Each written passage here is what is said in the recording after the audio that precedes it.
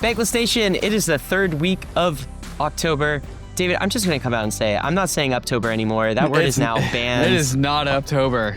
Yeah, it's not Uptober. That word is banned. Downtember was more up than Uptober was. I feel like we should apologize to everyone for invoking that. I feel somewhat responsible for all the people that smashed the buy button because David and Ryan said Uptober on the first of the month. I'm sorry. Is there a refund but coming? You should have done that. Anyway, it is time for the Bankless Weekly Rollup, and we got to talk about what the heck happened on Friday. You know, some people are calling this Black Friday. I feel like it's more like Flash Crash Friday. Yeah, Flash Crash Friday. That's annoying to say, but yes. Yeah, Flash Crash. But the question is, what caused it? Where's this going? Was this Trump, or is this the end of the cycle? What else we got? What else we got? A bunch of drama on the timeline from Binance listing fees. There was an individual who sent a document from Binance about what it would take to have their token listed on Binance. And so we finally have the numbers because usually they're supposed to sign an NDA. That was not, the NDA part was skipped. So now we know the numbers. We're going to talk about that. Also, a major Chinese tech company building on Ethereum. Which one? Which one's doing it? Which one's building a layer 2? We'll tell people later. Also, is the U.S. about to add $14 billion worth of Bitcoin to its strategic Bitcoin reserve? I mean, kind of, but maybe not in the way we hoped. Also, the Democrats in the Senate, they're going all anti-crypto army on us now and trying to take down the market structure bill. Damn it, dude. But yeah, I got good news for you, David. None of this is stopping Mr. Larry Fink, who is determined to keep tokenizing all the things. BlackRock seems like they're up to some new things in crypto, maybe on Ethereum. We'll talk about all that and more. But before we do, we got some sponsors to shout out. And these are special sponsors because they help with security. Tell us about them. They make our industry look good when we do not lose billions of dollars to hackers. That's IMMUNEFI. Security, of course, one of the biggest issues in crypto. We like property rights at Bankless. That means that we need security protocols to help secure our apps. IMMUNEFI, one of the most trusted brands in crypto security with $180 billion in value protected and over $25 billion in hack damage prevented across some of the top protocols in crypto. Now, they are taking this even further with a security operating system for the on-chain economy. Think of it like a command center, a battle station that keeps your protocol safe end to end. So there is a link in the show notes so you can learn more about this new operating system, the security operating system from IMMUNEFI. Also at x.com/IMMUNEFI is where you can follow them on Twitter. I feel like at this point, David, like DeFi protocols, they got to have some sort of system like IMMUNEFI set up. Like that's a base expectation because if they don't, it's kind of irresponsible. Yeah, you saw Vitalik's recent article, which was like, we have 0.02% of TVL was lost in DeFi apps due to hacks over the last year. Let's keep that streak going. Let's keep that streak going. Yeah, because it has been in the, multiple percentage points in previous years, hasn't it? All right. Well, speaking of multiple percentage points, losses. Do we have to look at the Bitcoin chart? Do we have to? We do. We do. It's even dumping at the time of recording. Bitcoin is down 10.5% on the week. We are at, oh my God, it's down even further. I have to update the numbers. I'll estimate down 11 or 12% on the week. It's just free fall right now. It's free falling right now. $108,000 Bitcoin. Wow. Okay. ETH price doing something similar. You're going to have to refresh the ETH price page so I can get the accurate price. Yeah. At the moment of recording, $3,875. That is down 9.5% on the week. Was that this is not worse than the lows though? Yeah, during the worse flash than the crash lows in September. Yeah, ETH flashed down to like 3,500 and then bounced back up. Right. But like it sounds like we are still licking some wounds. When people get liquidated, they go risk off. That's what happens. And so like $19 billion got liquidated. We haven't found any dead bodies yet, but they're probably out there. People are probably just at the very least going to be cautious. Hopefully the whole market doesn't roll over because of some stupid flash crash because of a tweet. That would be so dumb. Angry. I would be pissed. I would be so angry at this bull cycle. We had momentum. We had everything. Well, but there's no Do Kwon. There's no Sam Bankman-Fried. Yeah. Right? There's no massive Celsius scam. There's no 3 hours. Well, maybe there's. No, you knock on wood right now, sir. You don't know. I don't know. You look. I mean, it seems bad on the week, right? But maybe we'll talk about this later, whether this is actually the end of the cycle, or whether it's just a Friday flash crash. Those things happen. I know you do these weekly or monthly market reports with Michael Nadeau from the DeFi Report. I know he's bearish. You've told me he's bearish, and it's different when it's Michael. When Michael's bearish. I know. So I'm actually going to talk to him on Monday about his bear case, because we got to hear it. I mean, you just got to hear the contrarian case, but he has swung bearish, so I'll hear that. But I'm going to bring the bullish cheer because I don't believe it's over. At least not yet. Anyway. Let's talk about gold's at an all-time high, at least. Okay, well, you want to talk about that? Actually, one thing before gold. Total crypto market cap, 3.8 trillion. That doesn't sound that bad when I put it like that. 3.8 trillion? No, 4 is the happy number. Below 4 is unhappy. It's a happy number, but it's not. This is not pitiful. 3.8 trillion is not too bad. Sure. Actually, if you want to see like the sufferers over the last 7 days, here's these are the. You know how we do movers? This is losers of the week, okay? Movers of the week. Movers implies either direction. Yeah, that's good. But by this direction, week this is all down. This is down. Pump, 34% down on the week. Aptos, 31% down. Mantle, which had a great run up until recently, 30% down. What else should I? Pengu, 25% down. Pudgies, Athena down 35%. 35% down on the week seems to be the number to be down on the week. It's basically some of the alts that we're running are just like coughing up blood right now. That's what's happening. But you're right. It's not affecting gold. Gold remains unbothered and is hitting all-time highs. So at the time of recording, we're at about 4,300 per ounce in gold. It was at like 4,000 last week. These are new gargantuan moves. Yeah, okay. So it added an entire Bitcoin market cap this week. That's like $2 trillion on the week. That's 1 week, scary, $2 trillion. That's a lot of capital. It's a whole lot of capital. And I'm just worried that gold is going to hit 5,000 before ETH does. Yeah, I saw somebody tweet that out like 2 weeks ago, and I'm like, that could never happen. Yeah, I was laughing. I was like, no, it's impossible. No. But look at this. Gold is historical highs, of course. When you do adjusted for inflation, it's looking pretty good too. Right? It's like back in the 1970s. This is the debasement trade everybody's talking about. And are you seeing stuff like this all over your timeline, David? I'm actually, let's play this clip because you brought this into the agenda, and tell us what we're looking at. This is a clip of people outside of a store, a bullion store.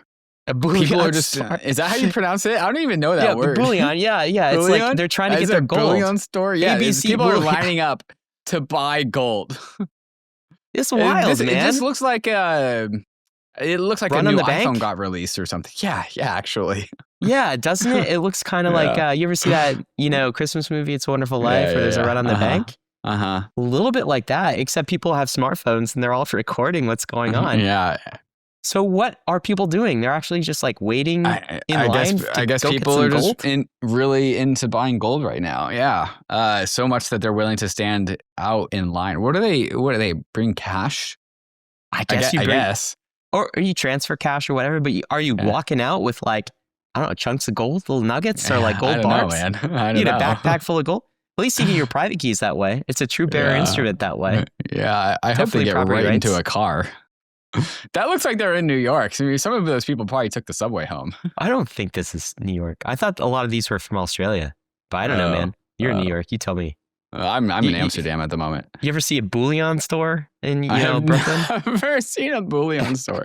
Well, maybe we're about to.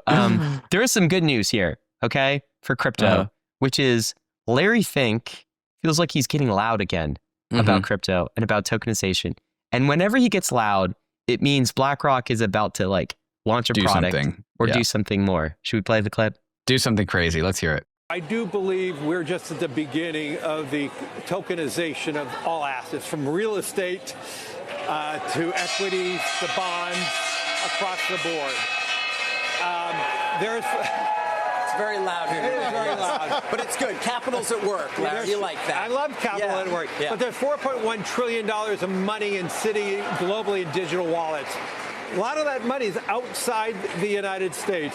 If we could tokenize a ETF, digitize that ETF, we could have investors who are just beginning to, invest in markets through, let's say, crypto. They're investing in it, but now we could get them into the more traditional long-term retirement products So we look at that as the next wave of opportunity for BlackRock over the next tens of years, as we start moving away from traditional financial assets by repotting them in a digital manner, and then having people stay in that digital ecosystem. They can have their cash, and we have the largest cash money market fund that's tokenized called BITL. Our Bitcoin IBIT is now over $100 billion. $100 billion, I know, so from nothing, not that long ago. And 2 years ago, zero. Yeah, so I know. Well, you weren't always a huge proponent of crypto, as we know.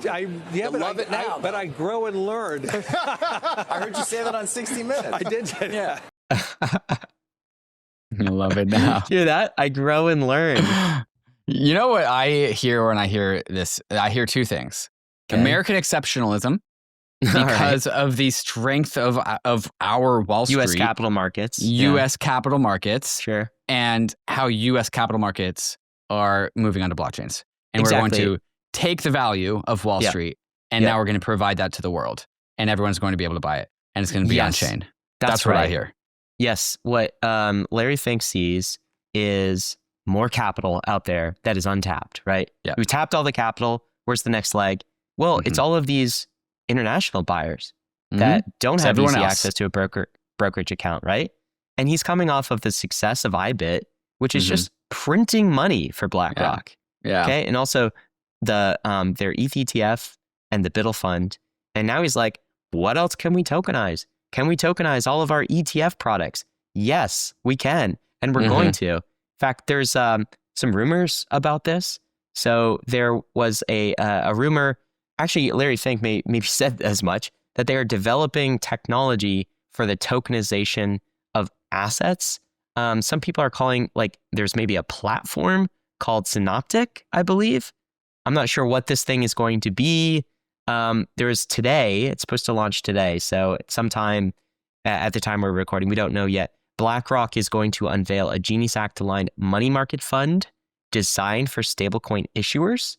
So I guess not just their BITL fund, but a broader money market fund of some sort, I suppose.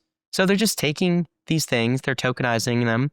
They're clearly going to create some sort of BlackRock operating system for tokenization. What does this mean? I don't exactly know. Will they tokenize everything on Ethereum and public chains? I gotta imagine so. Will they do a layer 2? Will they launch their own chain? Have no idea. We are actually going to have Robbie Mitchnick from BlackRock on the podcast sometime in the next few weeks. So these are questions that we'll be asking them, but it's very clear that they see massive opportunity here in tokenizing all of the things that U.S. capital markets have to offer. Yeah. I think that they are just pushing forward on the tokenization of everything movement.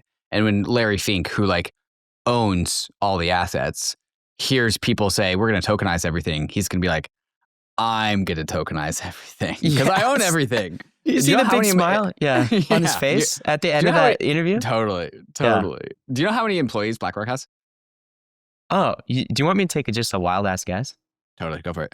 All right, so a Wells Fargo has what, 130,000, something like that. Oh God, that's so high. I'm betting BlackRock is much more lean.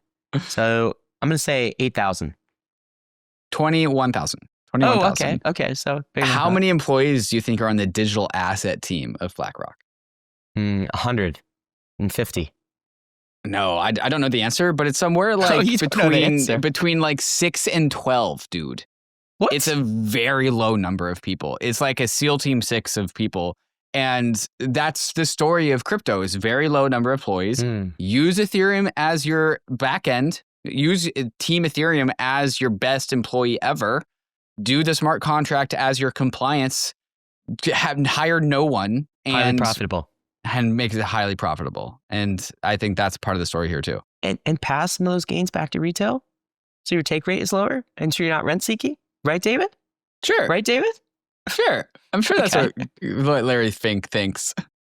You know what was crazy here is, in terms of real world assets on chain, I actually saw a Treasury estimate. This is the US Department of Treasury, and they were contemplating the question of how much in stable coins could we actually see as a result of the Genius Bill. You know how people like Secretary Scott Bessent have quoted things like by 2030 we'll have 3 trillion or so. Which Treasury, for context is 70% growth year over year until we get there. Huge. Okay. U.S. Treasury says in final form, look at this number, 6.6 trillion in M1 will leak out of demand deposits in banks, checking deposits, and go into stable coins, because stable coins are in the process basically unbundling the banks. So banks are depository institutions right now. They collect rent on all of the interest from all of their deposits. They love that business. This is Treasury saying they're no longer going to be able to do that business. It's all going to leak into stablecoins. So you can kind of see why the banks are up in arms about this. And they're trying to they're freaking out now about the Genius bill and what they already signed on to. And the fact that crypto exchanges and DeFi are able to give customers back their interest because they see 6.6 trillion in potential depository leakage from their systems. So the reason, Ryan, why I'm in Amsterdam right now is because of Theta Capital, which is one of the bigger fund of funds in crypto, the European capital in Amsterdam, birthplace of modern capitalism. They have their annual blockchain crypto day, and it's like a day of talks, not unlike the Bankless Summit. So like a whole day of talks, and they bring their LPs, and then they bring some of the GPs that they've invested in big money. Big money guys coming from old money. And then also crypto GPs. So Haseeb is here, Matt Walsh is here, Robert Leshner is here, and everyone's kind of giving their take about here's the current state of crypto. And obviously, as you would expect, stablecoins, huge subject. Haseeb brought up that whole 16% of M2 is going to turn into stablecoins. So some crazy downstream of Scott Besson. So he's talking about this, and everyone is all kind of putting these pieces together of. It's not like we've always gone after the banks. The time is now. The time is right now. We are watching the banks get unbundled in the next 3 years. Things 100%. Are going to have tectonic shifts. We are watching it unfold in real time. It's the first inning of the game actually being played. And the event in question is European capital, but the whole world is watching this happen right now. Yeah. Watching the banks just sink like the Titanic. Took a while. How long did it take the Titanic to sink? 12 hours? I mean, they're not going to sink. They're just going to be unbundled. So there's parts of banks that are useful and they're providing credit, community banks, credit for, communities. But the depository and payment side, they don't need to be in that business. Why are they in that business when we have stable coins? Yeah. We can do it for far cheaper. Though, David, it seemed like we were going to get a shortcut. We have about 300 billion in stable coins right now, 350 billion. And then suddenly we got 300 trillion minted on Ethereum. Did you see this? Yeah, I did see this. Okay, so this is a PYUSD from PayPal. Yes. Minted 300 trillion PYUSD. So we just got this is on Etherscan. An injection of $300 trillion into, and then it went away. They deleted it. They burned the tokens 25 minutes later because somebody put in 3 too many zeros. Which is kind of funny, but then now everyone in PayPal has to go through their checks. Why did this happen? Why is this process broken? They use PayUSD uses Paxos, so Paxos actually came clean with it. They were Paxos this is our bad. Yeah, at 3:12 p.m. Eastern, Paxos mistakenly minted excess PYUSD. They don't say how much. $300 trillion. 99% excess PYUSD. The reason it doesn't really matter is because those are all kind of IOUs, right? So they didn't really have $300 trillion worth of treasuries that are real. In theory, could matter if this was a malicious attack, right? If somebody if somebody was maliciously minting PYUSD. They could go and they could liquidate people's positions in Aave. They could disrupt all PYUSD collateralized positions inside of DeFi. And so that could matter. People were worried a hacker got, so they said, no, it was an internal technical.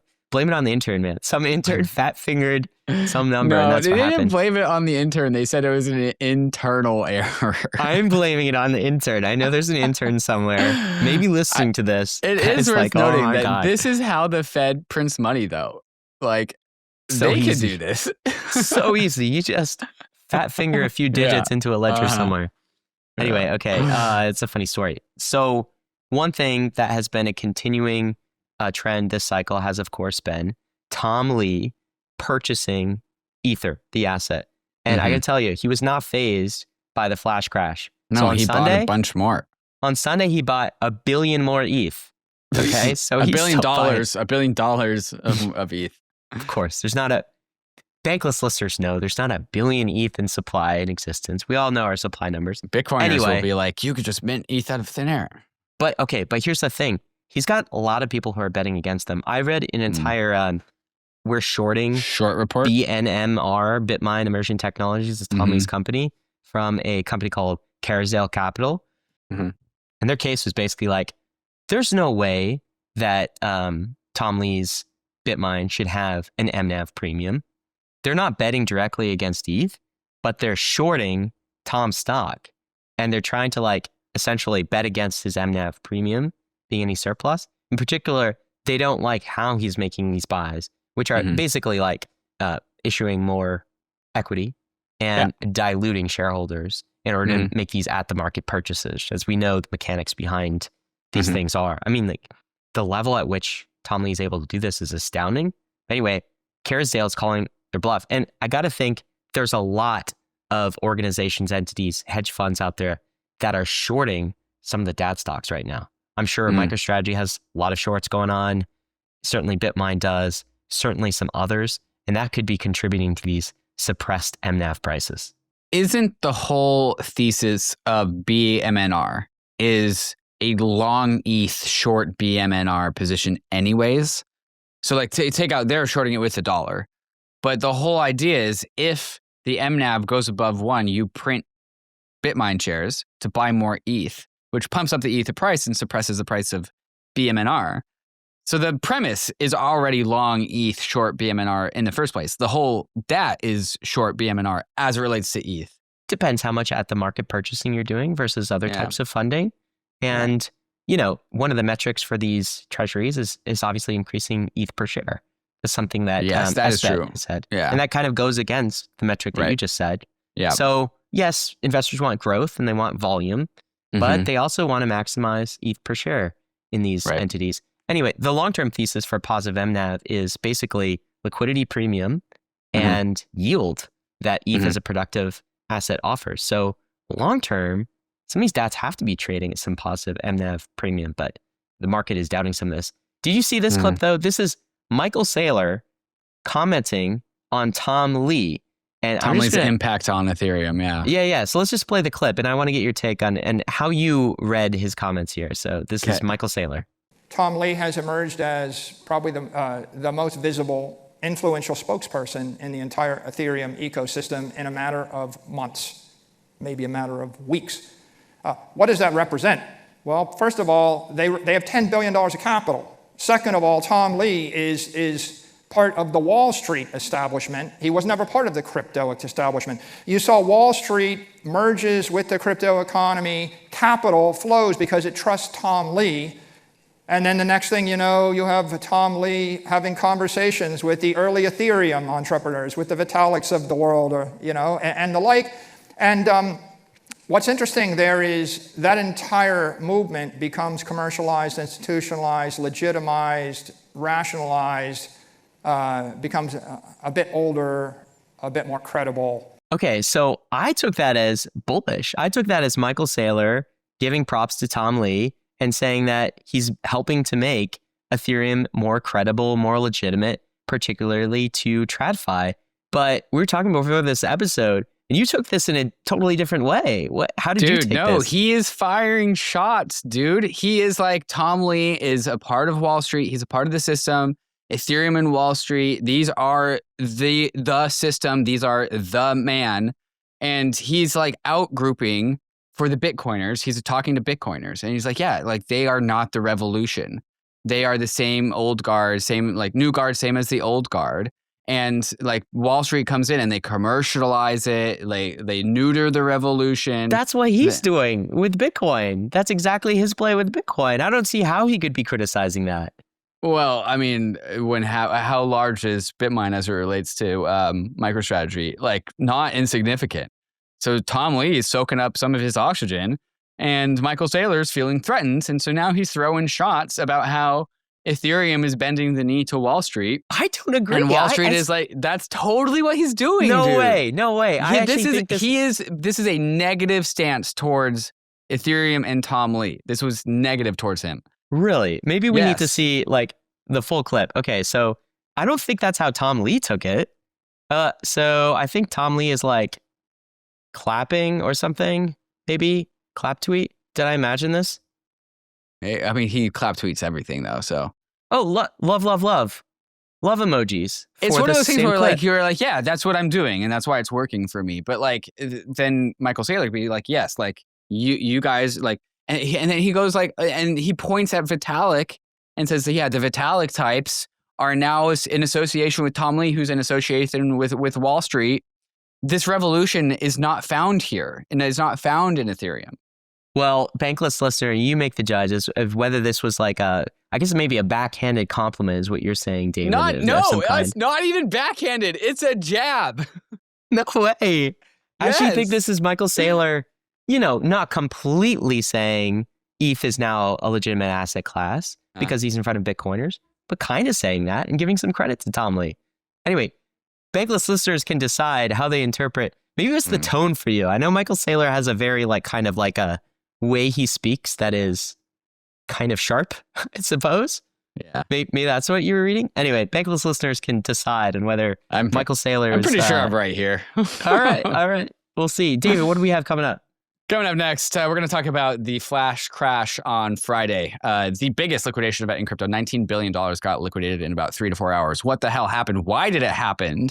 And why are we still taking this long to recover as we approach 7 days later? We're going to talk all about that and more. But first, a moment to talk about some of these fantastic sponsors that make this show possible. Ethereum's Layer 2 universe is exploding with choices. But if you're looking for the best place to park and move your tokens, make your next stop UNICHAIN. First, liquidity. UNICHAIN hosts the most liquid Uniswap v4 deployment on any Layer 2, giving you deeper pools for flagship pairs like ETH USDC. More liquidity means better prices, less slippage, and smoother swaps. Exactly what traders crave. The numbers back it up. UNICHAIN leads all Layer 2s in total value locked for Uniswap v4. And it's not just deep, it's fast and fully transparent, purpose-built to be the home base for DeFi and cross-chain liquidity. When it comes to costs, UNICHAIN is a no-brainer. Transaction fees come in about 95% cheaper than Ethereum mainnet, slashing the price of creating or accessing liquidity. Want to stay in the loop on UNICHAIN? Visit unichain.org or follow @UNICHAIN on X for all the updates. Introducing KGEN, aka Verify, the world's largest verified distribution protocol, or VDP. If you're trying to grow a real protocol or app, you need real users doing real actions. If it's not Verify, it's just noise. At the core of Verify is Poggy, KGEN's identity and reputation framework. It helps you reach humans, not bots, and proves what your users actually did, so your budget goes to the right people. With Verify, you can run verified user acquisition with confidence, keeping people coming back with retention tools like loyalty rewards, quests and achievements, and even power AI training and evaluation using trusted, verified user groups, ensuring your models learn from clean data. And when it's time to reward your community, there's the K-Store, a global rewards marketplace where users can redeem perks that connect directly back to your app. Put simply, when growth is built on real users, you grow faster, and that's exactly what Verify delivers. If you're building in Web3, AI, or gaming, request a demo to grow your protocol at www.kgen.io/demo. That's www.kgen.io/demo. Imagine a world where traditional finance meets the power of blockchain seamlessly. That's what MANTLE is pioneering with blockchain for banking, a revolutionary new category at the intersection of TradFi and Web3. At the heart is UR, the world's first money app built fully on chain. It gives you a Swiss IBAN account, blending fiat currencies like the euro, the Swiss franc, the United States dollar, or the renminbi with crypto, all in one place. Enjoy real-world usability and blockchain's trust and programmability. Transactions post directly to the blockchain, compatible with TradFi rails, and packed with integrated DeFi features. UR transforms MANTLE Network into the ultimate platform for on-chain financial services, unifying payments, trading, and assets like the MI4, the METH protocol, and Functions FBTC, backed by developer grants, ecosystem incentives, and top distribution through the UR app, reward stations, and Bybit launch pool. For MNT holders, every economic activity in UR drives value back to you, embodying the entire stack and future growth of this super app ecosystem. Follow MANTLE on X at @mantle_official for the latest updates on blockchain for banking. That's x.com/mantle_official. Flash crash Friday, $19 billion wiped out in just 3-4 hours. The second largest liquidation event. It happened just 6 months ago, and it was something like $16 billion. So we're having these stress tests pretty damn soon here. So what happened? Obviously, this got started off from Donald Trump's Black Swan tweet. I'll call it a Black Swan tweet because no one was prepared for this tweet, where he just ramped up the tariff wars one more time, saying, hey, on particular goods being shipped in from China, we are adding in 100% tariffs. And when you add 100% tariff on something, you're almost effectively banning it, unless the margins by the producer are so incredibly high they can somehow pay that. It's an effective ban. And so this got sent out Friday after hours. Stock market was closed. You know, people packing up for the weekends, market makers shutting down their operations for the weekends. I don't know if they do that, but like stock liquidity futures is low. were down too, right? Like this was a little similar to what he did in April, which was like, now there's tariffs. Was that, did that happen in April? Yeah, he always does it during the weekend, which sucks because no one can buy or sell equities. So they go to crypto and they sell their crypto. Those. Yeah, and they sell our bags assets because they do it during the off hours. God. Yeah. United States will impose 100% tariff on China over and above any tariff they are currently paying. Blah, blah, blah. When the stock market opened, NASDAQ fell 3.5%, SP and 500s fell 2.7%, recorded worst day since April.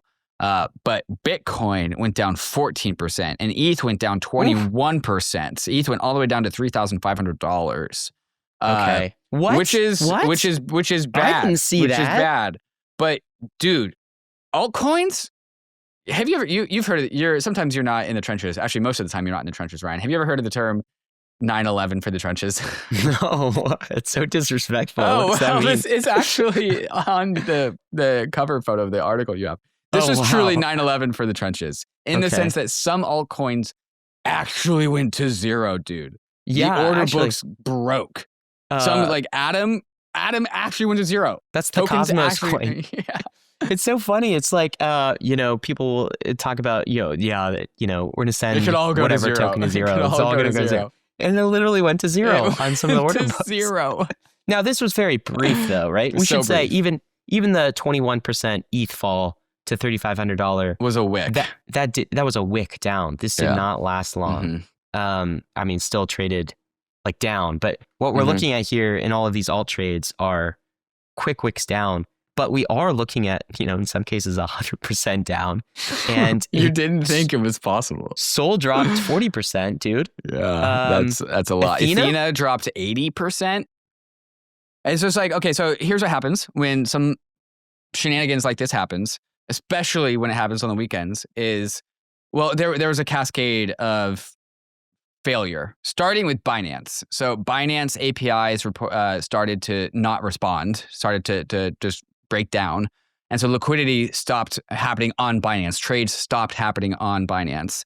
Binance is an oracle for many other dexes, especially some of the perp dexes. They use, like Binance is used as an oracle almost everywhere, systemically so. And Binance stopped happening.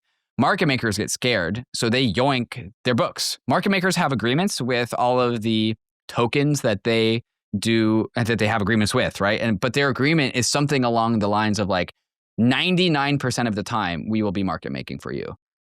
1%, when you are market making 24/7, 365, you get to just yoink the liquidity for an hour and you are within your agreement of being a market maker. And so that 1% of time, we found the 1% when market makers decided to yoink their liquidity, stop market making, and then tokens were just in a free fall. And so there was no bids. And also the exchanges were broken.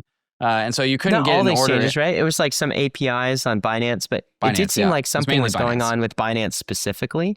That was where a lot of the chaos kind of started. Yeah. But I liked Doug Collett's take here, which is basically, Colkit. Sorry, Colkit. Sorry, Doug. He said, why was this, and why are we even calling this a flash crash? It's because it's one of those things where it was so amplified because of all of the leverage buildup we had. So we have, specifically on perp dexes, because we do not have that much leverage in the system right now, other than perp dexes. Not just perp dexes. We can see that leverage, but even just general perps exchange, like Binance perps exchange as well. So all perps, there's a lot of leverage on perps. So on perps dexes specifically, we had open interest near all-time high, 26 billion before the crash. Global crypto open interest, so SEX included, almost 100 billion. This is 10x or higher leverage on these things. So like a lot of the run-up has been, or a portion of the run-up has been not due to new buyers. We've definitely had new buyers as a company, like institutions, but it's also been a lot of existing buyers in crypto levering up. You mean the particularly run up in the market everywhere, across the market? In crypto, I mean, a good portion of this. Because I thought a lot of that leverage, that open interest leverage, is people farming lighter points, people farming the next hyper liquid airdrop, people farming. Well, how do they farm though? or They have to take on leverage in order to farm. But you It's can go just- delta neutral. You can go delta neutral. Crypto is levered up at this point in time. Always, right? And always. always. And we've seen this like other flash crashes in the past. It's kind of expected. You mentioned one earlier this year. It wasn't as severe. We had something like this in the summer of 2021. It was the end of this. It was like September 2021. Yeah, dude. ETH price went from like $4,000 down to like $1,800. I don't even remember what ETH price did. I remember Bitcoin did like a almost 14 to 20% kind of went down in September 2021, which seemed crazy. That one scared me. That one scared me. Yeah. I mean, my like Xerion at the time went down 70%. I'm like, what? Stop. Can you talk about what happened specifically on perps DEX? Because it felt like crypto learned about a new term called ADL, which is auto deleveraging. So if you had a perp open at the time, you may have gotten liquidated on ADL, liquidated when you sort of shouldn't have, or the price didn't dictate that your margin would be called. You got your position closed. Yeah. What is this? And like, how did this affect traders? Sure. Yeah. So inherently in any perp platform, what does a perp platform do? It gives you leverage. It gives you potentially massive amounts of leverage, 50x. So your $1 can turn into $50 either long or short, depending on which way you choose. In the happy case, 99.9% of the time on a perp DEX, longs and shorts balance out. And when they don't balance out, shorts just have to pay the longs, or longs have to pay the shorts. And so the perp DEX by construction equilibrates between a dislocation between too many longs and not enough shorts by making the longs pay the shorts. And that's totally fine. Sometimes when there is a dislocation between longs and shorts, which there always is, that's fine. And again, the platform just balances out by making one side pay the other. But also, if price moves significantly in one direction, while there is also a significant dislocation between longs and shorts, or shorts and longs, all of a sudden there is effectively a bankruptcy, in the sense that there's not enough money on the platform to pay the winners from the losers. The losers don't have enough money to pay the winners. And so in order to equitably transfer all the wealth, we need to do an automatic deleveraging of the winners because they won too much. And so each platform... You say automatic, maybe another term for that is like forced, basically. Forced deleveraging of your position. And so if you say you had a 50x short and then crypto prices went down by 30%, I mean, congratulations, but the platform doesn't have enough money to pay you because the losers didn't lose enough money to pay you how big your winnings were. And so they need to automatically deleverage you and everyone else. And there is each perp exchange has a way to do this, an opinionated way to do this. And so it's a style of deleveraging. There's a queue of like, okay, first we're going to deleverage this person, and then that person, and then that person, and hopefully that clears the books, and it'll go down the line. Many people, especially as we got down into the long tail of altcoins with very low liquidity, many people just had their positions just stopped, just deleveraged, because there just wasn't enough capital in the market, which just effed up a lot of people's positions because, like I said, they were farming Aster points, they were farming lighter points, they were farming hyperliquid. They thought they were delta neutral, but when the platform deleverages them, they're no longer delta neutral, and all of a sudden they're taking a directional stance on the market that they didn't intend to. In addition to that, Lighter had an outage for like a number of hours. Binance had an outage for a number of hours. So both of those platforms are working on compensation plans. Overall, just very messy and chaotic. Usually when we have cascading liquidations, we don't really have to talk about it other than just like, hey, don't take too much leverage. Now we're talking about it because the market's failed. Truly, the platforms and the infrastructure broke down in a way that is now requiring us to do like manual compensation of people who are harmed. Not everywhere, though. Primarily on perps exchanges, primarily on Binance. If you're doing stuff with Spot, you don't have to worry about this. Yeah. It's like... I was up in the mountains, dude. I was like, shit, like ETH is down $400. Oh, you're like, oh, well. Oh, well. Yeah. Well, I mean, if you're not on margin, you can kind of do that. So even Binance hit this ADL.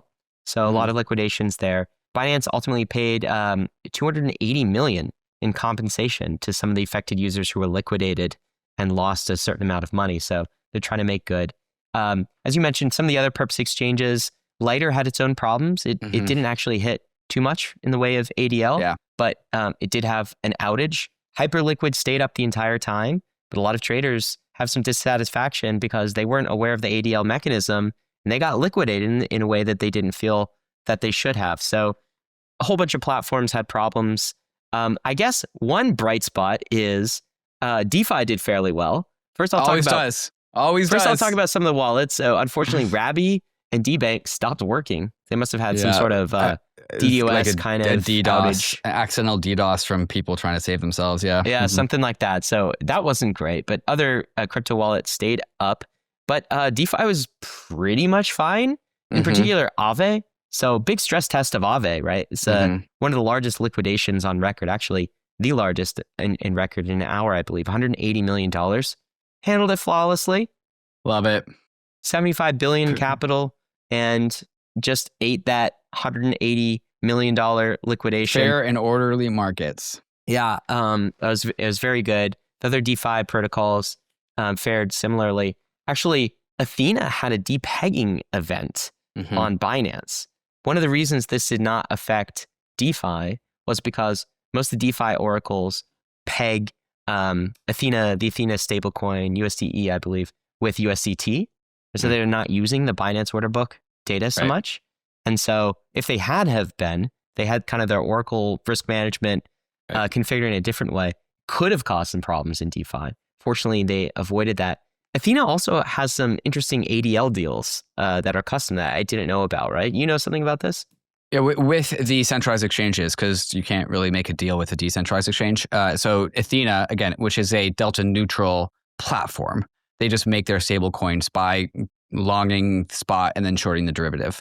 And so because they are not like inherently leveraged, they have gone out to Binance, Bybit, OKX, and just made deals saying, hey, take out, like preserve us from ADLs. Like don't ADL us ever. Give us a privileged position when it comes to ADL. Because ADL is for people who are winning on the platform versus losing. And Athena is delta neutral. So it doesn't matter. So it kind of doesn't apply to them. So that deal makes sense for Athena. It's like, well, they're not winning or losing. They're not profiting from the fact that they put it in place, though. Yeah, very good thing. Very smart of them. The day finally came where that deal actually played out in their favor. Other people are like, this is kind of unfair. Like, I'd like to go negotiate my ADL position. Be Athena then. Yeah, I mean, you have to have that kind of size. Right. Yeah, if you have size, you can make negotiations. Yeah. Guy here, guy from Athena, he's here at the Athena one-day event, and he actually talked about this because he was on a fireside chat. I thought he said something pretty interesting. So again, Athena, delta neutral, but when they are short, so they are short on derivatives, long spot short derivatives. And in theory, the price goes down and their spot value goes down and their short value goes up and those things equilibrate. But when markets dislocate and are disorderly, and when prices go down in this disorderly way, shorts actually make money because it dislocates further away from what it ought to compared to spot. And so apparently Athena was actually pocketing millions of dollars because their short positions actually profited them more than their spot positions lost. So I thought that was a little fun fact that like Athena actually good for them. Maybe that'll show up in their token price at some point. Yeah. It hasn't yet. Some people are thinking this is a coordinated attack. Okay, so there's some suspicious timing. Part of the issue was on Binance, and Binance had an Oracle price update that they had scheduled for October 14th, and during the interim before October 14th, there was some vulnerability. There was also on different perps exchanges, we saw whales open up $1 billion short positions, like 30 minutes before the Trump tweet. Okay. And they were doing this in Bitcoin and ETH. So, I mean, somebody knew what was happening. Now, what's interesting here is like, because these markets are transparent, you actually see it. How often does this go on in traditional markets? We just don't see it. I mean, somebody knows something and is trading something for sure. Now, I don't know. The question is like, will this continue? Is this the end? Kobe said he compared this. He said this was the most severe flush he's ever seen on alts. He said it did remind him a little bit of summer 2021. It's a good reminder to myself to own things that I'm actually bullish on and not try to shift the momentum. Raoul Pal had a take, which is, this is all noise. The lesson here is don't use leverage, right? Okay, so if you weren't using leverage, this is just kind of a pretty bad wick down, but it's not existential. It doesn't affect you. You're still in the game. He said there's only 2 questions you need to ask as a long-term holder. Will tomorrow be more digital than today? And has the liquidity cycle and business cycle topped, or is it still rising to finance the 10 trillion that needs to roll in the next 12 months? Raoul Pal is betting it's not over because of the liquidity cycle. That's basically it. Now, there are some who are saying, I don't know, that felt like some weakness. That felt like maybe we've seen kind of the top. One of them is Mike Nato, who I'm going to talk to on Monday. Do you have a take on this, David? Do you think it's over, or do you think we're still good? I know who I am, Ryan, and I'm not going to be the one to call the top. I don't have that skill set. I don't have that disposition. And so, but good to your head. Is it the top? Yeah. No, it's not the top. That's the way I feel.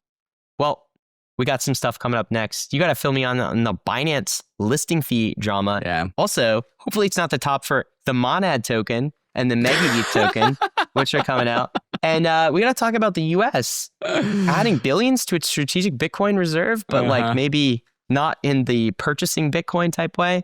Talk about all that and more. But before we do, we want to thank the sponsors that made this episode possible, including Frax, which is our favorite stablecoin, some of the best yield in DeFi as well. Let's go hear from them right now. Introducing Frax USD, the genius-aligned digital dollar from Frax. It's secure, stable, and fully backed by institutional-grade real-world assets, custodied by BlackRock, Superstate, and Fidelity. It's always redeemable one-to-one, transparently audited, and built for payments, DeFi, and banking. The best of all worlds. At the core is FRAXNET, an on-chain fintech platform built to align with emerging US regulatory frameworks, where you can mint, redeem, and use Frax USD with just a few clicks. Deposit USDC, send a bank wire, or tokenize treasuries, and receive programmable digital dollars straight to your wallet. FRAXNET users benefits from the underlying return of US treasuries and earn just by using the system. Whether you're bridging, minting, or holding, your Frax USD works for you. Frax isn't just a protocol, it's a digital nation, powered by the Frax token and governed by its global communities. Join that community and help shape Frax Nation's future by going to frax.com/r/bankless. Frax, designed for the future of compliant digital finance. Bit Digital, ticker BTBT, is a publicly traded ETH treasury company that combines the 2 biggest metas of our time, Ethereum and AI compute. Bit Digital believes that ETH will power finance and AI compute will power everything. Bit Digital gives you direct exposure to both. Bit Digital holds more than 150,000 ETH with institutional grade staking and validator operations. On top of that, the company owns roughly 73% of White Fiber, an AI infrastructure business that runs high-performance GPU data centers. That adds a meaningful exposure to the growth of AI compute with over 27 million shares. This is an ETH treasury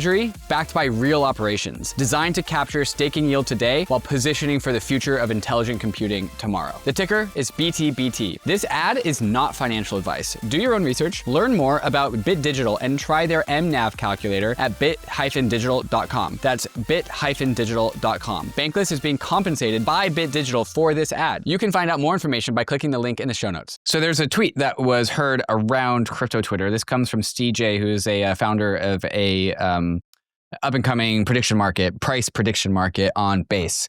And the Limitless has definitely gained some attention and some momentum lately because they had a Kaido sale. So they were selling $1 million of their future token, and it was super oversubscribed. So they were gaining some momentum. Apparently he gets an offer from Binance about what it would take to get their future token listed on Binance. And apparently the intern, we're blaming interns this week. That's the theme of the week, blame the interns. Yep. Is the intern forgot to send CJ the NDA of what the deal would look like. So CJ was free to just post the deal on Twitter. And so here's what it would take for CJ to list his Limitless token. Limitless is the name of his prediction market on Binance.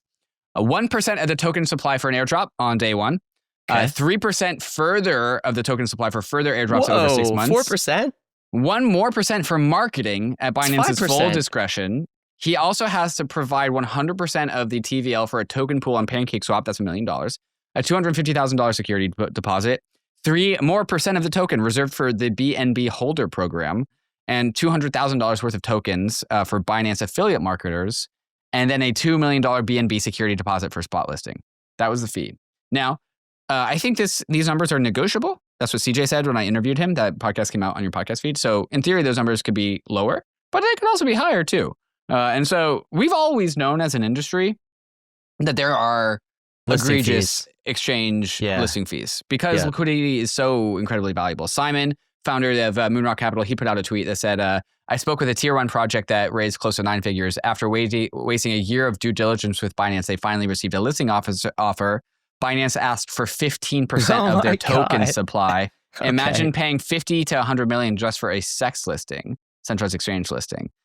We, as an industry, know that these fees have existed. We've never actually seen an offer before because they get NDA'd. And then also when I was talking to CJ, he talked about like, well, who is really incentivized to actually disclose what these deals are? Well, Binance definitely is not. The market maker deals, who also are like kind of privy to this information, the market makers aren't incented to like disclose what the deal is. If the founder signs this deal, they're not interested in disclosing what the deal is either, because it's kind of embarrassing for it to sign such an egregious deal. So no one really is incented to release the details of the deal. So it remains a not so well kept secret that founders pay for liquidity. Yes. Now we actually have one, and it just caused a bunch of rabbling on Twitter. It's like, no, now we actually have the details of a real offer, and it's as bad as we ever thought. And I guess we're throwing Binance under the bus. Other exchanges have charged these fees in the past, still do, to my knowledge, charge these fees. We don't know what Coinbase's listing process is, for example, or what fees that they charge. I do think, though, that the whole thing feels very TradFi and not in the spirit of DeFi and not in the spirit of crypto, which is you get your asset on a decentralized exchange. There's no listing fee. There's no permission. It's just there.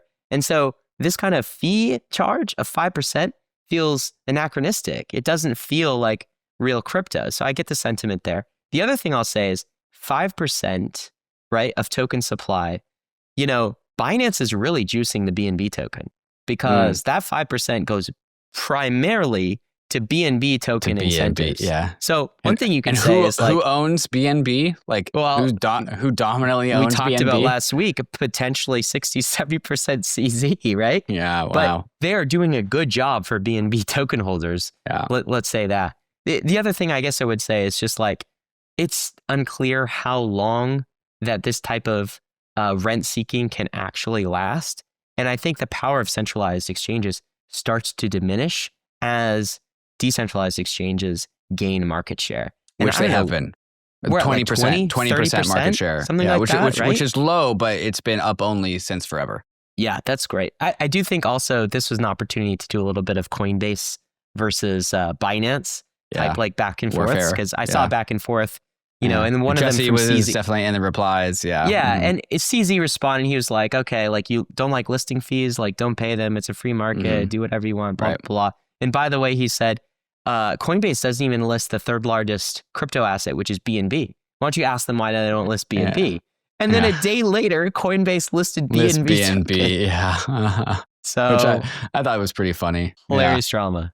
Yeah. There's another conversation of kind of like the PR failure of Binance as it relates to CJ, the founder of Limitless, because there was definitely some, maybe I'll call it bullying.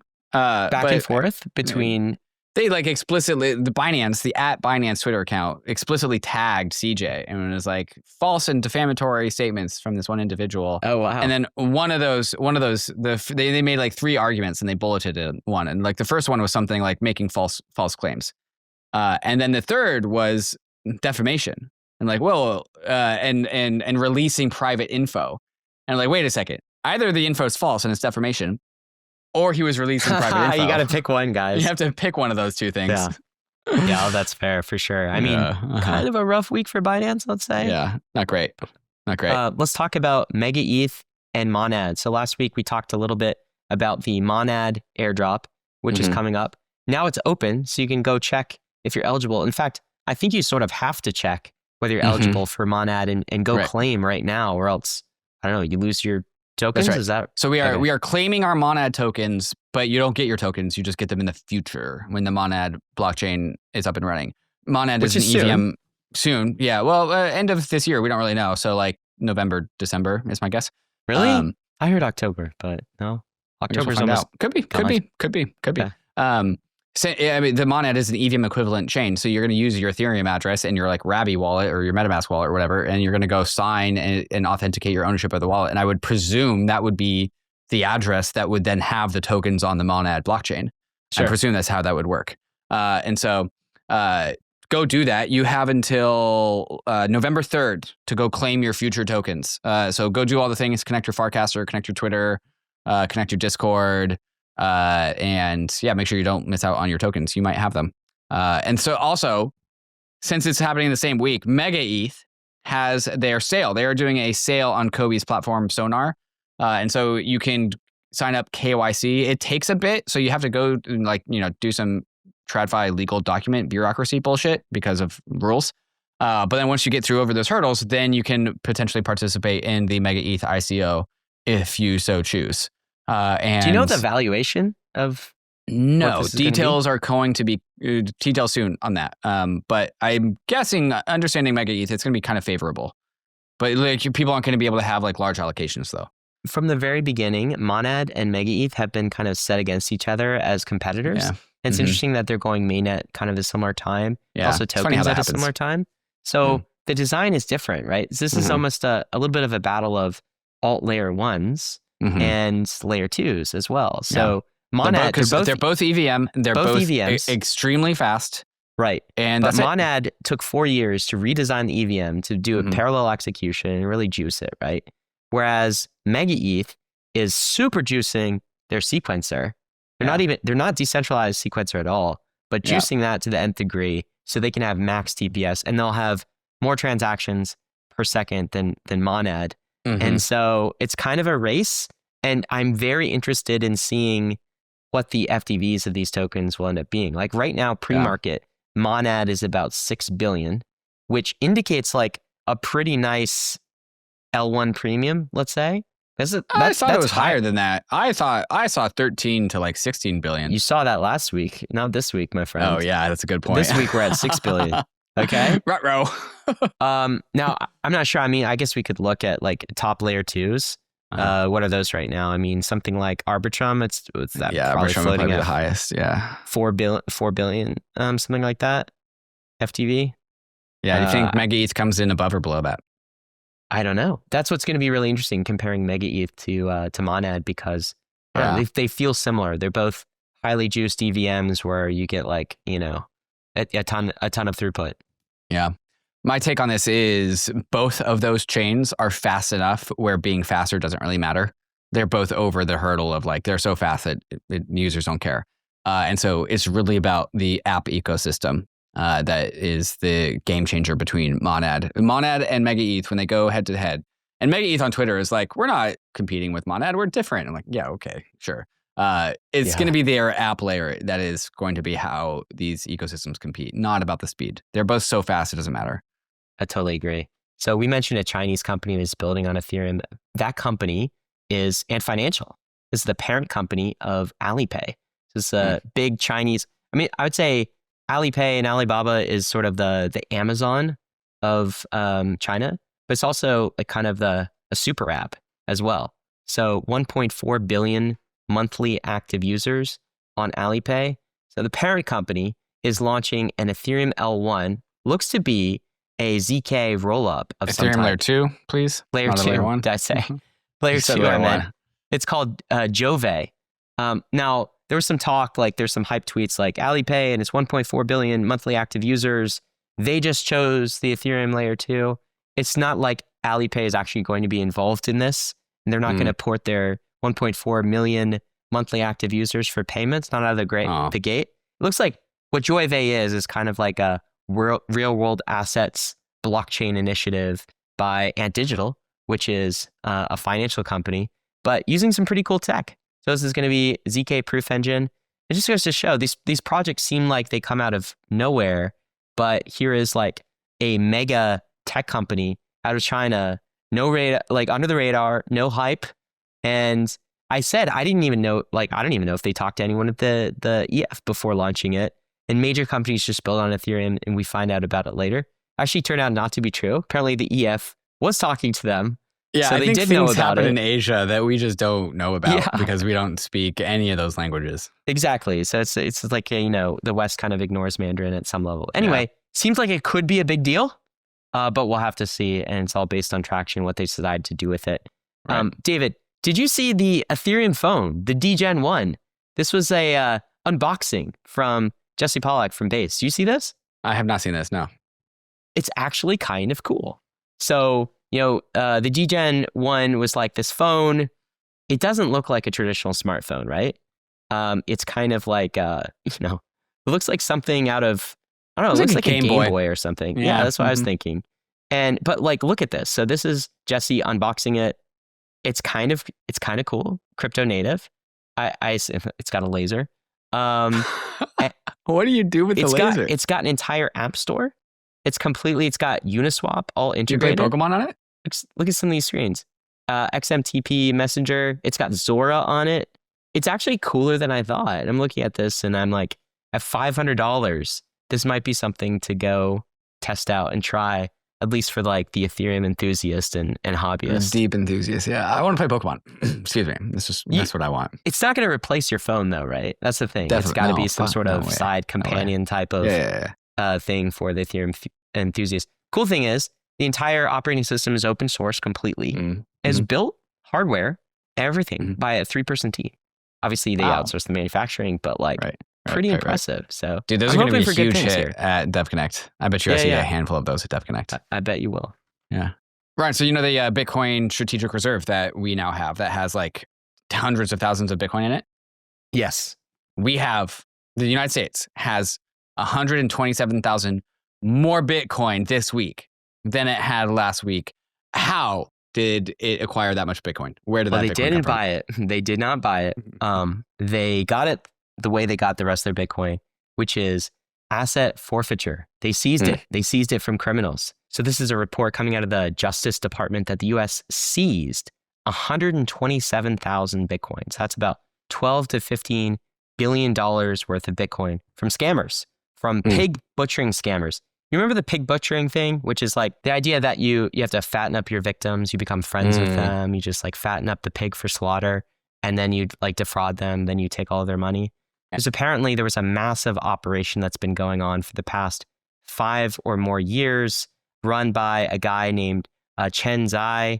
He's a Chinese national who leads a group in Cambodia who's doing this. They used forced labor to actually carry out these scams. So people who they had extortion over, they're trafficking victims. These were some of the scammers. They were actually forced into this. And they basically stole money from all sorts of crypto investors and crypto users. $127,000 worth of Bitcoin. So they've been charged with fraud. Apparently the main guy behind this, Chen Zai, he faces up to 40 years in prison. They haven't found him yet. So he's somewhere out there still, but they do have the Bitcoin.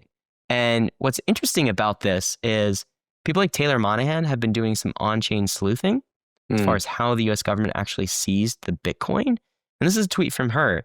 She said, it looks like maybe someone in the US government cracked weak entropy wallets 3 years ahead of anyone else and kept quiet about it. Whether that's the US government or the private industry partner or something else entirely, they beat open source security researchers. She's got a whole thread on this with all of the receipts and facts that you can go scan. That's a different story. And also way bigger. The government hacked wallets, Bitcoin wallets. So the government at the DOJ, like Justice Department, is not going to tell you how they got the 127,000 Bitcoin, right? They just say they seized it. But Taylor Monahan's doing some on-chain sleuthing. And she's seeing these addresses that she's calling weak entropy addresses. That means when they were set up, there was something like with the way they generated the seed phrases. Yeah, it was just with like weak cryptography. Yeah. Yeah, they used like something that wasn't some random number generator that kind of could be hacked or was susceptible to brute force. But then somebody in the US government has some advanced like weak entropy address cracking magic that allowed them to go like yoink 127,000 Bitcoin. That's what Taylor is saying could have happened here, which is wild to me. I'm sorry. How does that connect to the pig butchering scandal? Oh, that's just how they seized the 127,000 Bitcoin. Well, basically. I thought they seized it because they cracked the wallets. Yeah, that's how they seized it. Exactly. And it just happened, the wallets happened to be owned by this scammer. Yeah. They're not going around and seizing all of the So weak they entropy. identified that there's this scammer. They identified that he owned these wallets. And they're like, well, these wallets are weak, so we can steal them. They didn't arrest him?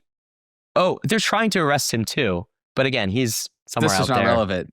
Whoa, no, they're doing both. Wait. They just went around and they just like, okay, this Bitcoin belongs to a scammer, therefore we can steal them by hacking the safe. That's what it looks like. That's what it looks like. Crazy, dude. That is crazy. How do you seize? Think about it practically. How do you seize private keys? By arresting him and making him at gunpoint. At gunpoint, okay. I mean, there's like laws against this. I mean, does the government like actually wrench attack people, that kind of thing, right? But anyway, it looks like that's not the case. Taylor's saying on-chain evidence. Nuts. It looks like they use some brute force magic to go attack the weak entropy wallets and yoink the funds. And it's just some tech that the U.S. government has that seems pretty advanced, more than what we thought they had, potentially. That is extremely ominous. Yeah. Well, don't worry. I'm sure like no one listening has weak entropy wallets, but... Yeah, because they all own ETH. Look, man, governments can do scary stuff. Governments can do scary stuff. Let's just leave it at that. Speaking of scary stuff governments are doing, looks like the Democrats are shooting down the market structure bill right now. Democrats in the Senate. So the Clarity Act went through the House, bipartisan support. We had a good Republican draft in the Senate of market structure bill, which is kind of a derivative of the Clarity Act. And then the Democratic senators, they spit back something that basically makes DeFi illegal, David. DeFi protocols, they would all be seen as digital asset intermediaries. DeFi websites, they'd be financial brokers. Do you remember when Sam Bankman-Fried was proposing basically this back in like 2022 before he crashed out? Yeah. Did you see Sam Bankman-Fried he has his appeal, his sentencing appeal this week. So hopefully he's going to like appeal his 25-year sentence. And his claim is that it was the hostile Biden administration, the hostile Democrat administration, that is the reason why he got such a terrible sentencing. Never mind that he was the largest donator to Joseph Biden. Not only that, I've seen stories where he's basically like, there was an interviewer, went to prison, got his side of the story. Sam Bankman-Fried was saying, I did nothing wrong. If you look at the bankruptcy, there shouldn't even have been a bankruptcy. All the creditors were made whole. Okay? There was never any missing funds. I think that's true, it's not actually. true. Do not let him rewrite history. He was stealing customer funds. That he was stealing customer funds, but then he made some fucking banger investments, dude. He invested into the Anthropic seed round. Yes, but you can't steal customer funds. You're totally right. You're totally right. Risky assets and then hope that pays off. And you know what Sam Bankman-Fried, he wouldn't have stopped there. Had he gotten away with this, the dude would have just done more and more in risk. He's trying to rewrite history. The money was not there. He stole customer deposits and he invested in them just because he invested in Anthropic. And it was like a 100 and Robinhood at like $9 and now it's at 150. Okay. Like he actually made a fuck ton of money, dude. So he should have been a freaking VC. He shouldn't have been running a custodial crypto exchange. You're totally right. Anyway, I'm not arguing with that. He needs to stay in jail, and Trump needs to not pardon him. Or I'm gonna be super pissed. And anyway, end of rant. And anyone who glorifies Sam Bankman-Fried on Twitter I'm gonna bonk them. You're gonna shun them? Bonk them? Just like okay. Hit him on the head with a bat. I don't know, from my desktop. You really made that weak, or maybe that was me. I don't know. Whatever. We'll bonk them. We'll bonk people. Got to end with this, of course. You know, none of this has been legal advice or crypto advice or financial advice. Certainly not this week. We've been wrong. You could lose what you put in. We're headed west. This is the frontier. It's not for everyone, but we're glad you're with us on the Bankless journey. Thanks a lot.